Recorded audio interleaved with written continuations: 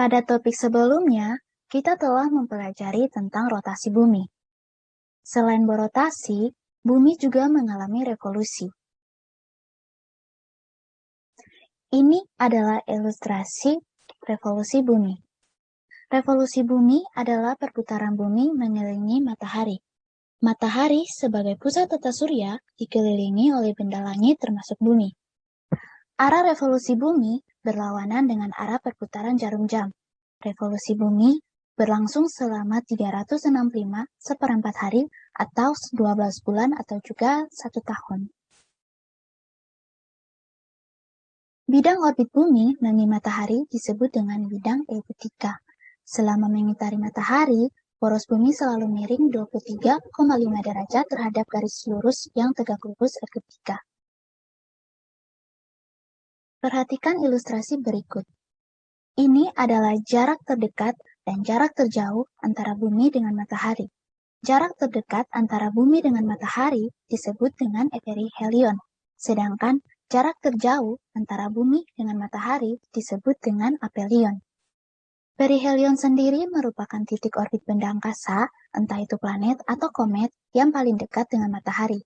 Secara umum, jarak bumi saat perihelion mencapai 147,1 juta kilometer.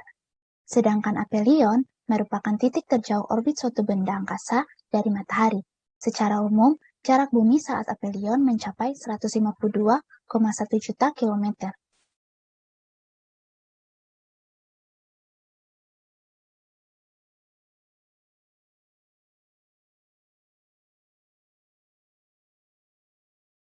Nah, apa sih penyebab berubahnya jarak dari bumi ke matahari ini? Penyebabnya adalah karena orbit bumi berbentuk elips. Berbeda, jika bumi memiliki orbit lingkaran, tentu memiliki jarak yang konstan. Bentuk orbit pada planet ini juga disebabkan oleh daya tarik gravitasi antara bumi dengan matahari. Bentuk elips inilah yang menyebabkan jarak bumi ke matahari berubah-ubah. Ini adalah beberapa akibat dari revolusi bumi. Yang pertama, gerak semu tahunan matahari. Yang kedua, perbedaan lamanya siang dan malam. Yang ketiga, perbedaan musim. Yang keempat, terjadinya gerhana bulan dan matahari. Yang kelima, terbentuknya rasi bintang yang berbeda-beda. Yang pertama, gerak semu tahunan matahari. Dalam sekali revolusi atau 1 tahun, matahari seolah-olah bergerak, padahal bumilah yang berpindah posisinya di lintasan orbitnya. Pada tanggal 22 Desember sampai tanggal 21 Juni, posisi matahari bergerak ke belahan bumi bagian utara, sedangkan pada tanggal 21 Juni sampai tanggal 22 Desember, posisi matahari bergerak ke belahan bumi bagian selatan. Pada tanggal 21 Juni sampai tanggal 22 Desember, posisi matahari bergerak ke bagian belahan bumi selatan. Pada pergerakan ini, tepatnya pada tanggal 23 September, matahari tepat berada di garis khatulistiwa. Pada tanggal 22 Desember sampai tanggal 21 Juni, matahari bergerak ke belahan bumi utara, di mana pada tanggal 21 Maret, matahari tepat berada di garis khatulistiwa. Perlu diperhatikan bahwa gerak tersebut adalah gerak semu, artinya kita seolah melihat matahari yang bergerak. Sebenarnya, bumilah yang bergerak. Yang kedua, perbedaan lamanya siang dan malam. Adanya kemiringan suhu bumi 23,5 derajat menyebabkan perbedaan lamanya siang dan malam. Ketika posisi matahari di utara bumi, maka daerah di sekitar belahan bumi utara mengalami durasi siang yang lebih lama daripada malam. Sedangkan daerah di sekitar belahan bumi selatan mengalami durasi malam yang lebih lama daripada siang. Begitu juga sebaliknya. Ketika posisi matahari di selatan bumi, maka daerah di sekitar belahan bumi selatan mengalami durasi siang yang lebih lama daripada malam.